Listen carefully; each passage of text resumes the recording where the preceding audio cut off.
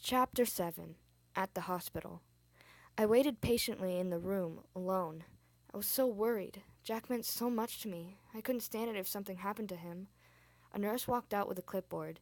She had long blonde hair and lovely makeup. She spoke with an accent.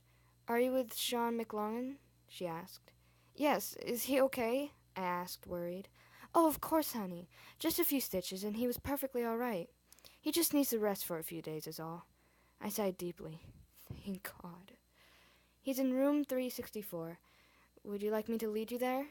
she asked. "No, thank you. I can get there myself." "Thanks," I said, shaking her hand. I made my way down the hallway and into an elevator. There was a young boy in there. He looked about 11. I pressed the button and leaned against the wall. "Hey, that's a Jacksepticeye shirt," he exclaimed. I looked down at my shirt. I didn't even realize I was wearing it. That's kind of funny. "Oh yeah, you like Jack?" "He's my favorite YouTuber." "Cool, me too. I live with him." His eyes widened with shock. He yanked a pitiful-looking phone out of his coat pocket and looked through it. He showed me the screen. It was a picture of me. "Jack took this a few days ago and put it on Twitter. Is this you?" he asked. "Yes, and I'm going to beat..." The elevator door opened and cut me off. Ugh. "Got to go," I said, patting the kid's head. "I'll tell him you said hey," I smiled.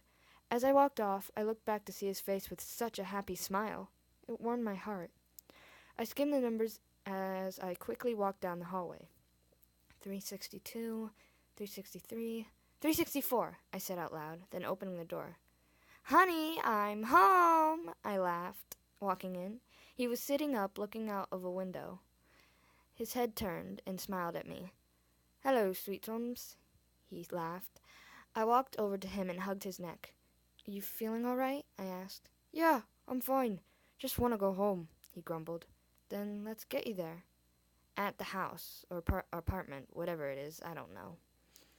I sat beside Jack as he was scrolling through Netflix, looking for something to watch. The incidents have been bugging me for about an hour now, but I just couldn't think of a way to bring it up. After a bit of mental contemplation, I had an idea. "So, I guess your roommate got tired of hearing you shout," I laughed awkwardly. They just left," he said in a dull tone. Geez, he was a horrible liar. I can see right through him. I guess there really weren't many other ways around this. "So, what happened to you? You know, how did you get that gash on your chest?" I asked. "I fell." "Are you sure?" "Yes. Why are you asking so many questions?" "Because I ask a lot of questions." I looked up at him. His eyes were black again. I shuffled away. "Jack?" I stuttered. "Jack isn't here." Fucking hell! His voice. It startled me. It was like a combination of a screech, a stereotypical demon voice, and an echo. His skin was slowly turning into a pasty gray. What the fuck? He was twitching, and it looked like he was clenching his muscles. Even his eyes looked soulless. They were solid black. It was horrifying to look at. "Sean?" I said, shaking. "I'm not Sean!" he shouted. It made me jump. He smiled. His teeth were sharp and jagged. Lord, how did he change from sweet little goofball to demon in need of Sam and Dean? My heart fell into my stomach as he jumped at me, pinning me to the wall with one hand on my throat. Tightly, but not enough to choke me. To be continued.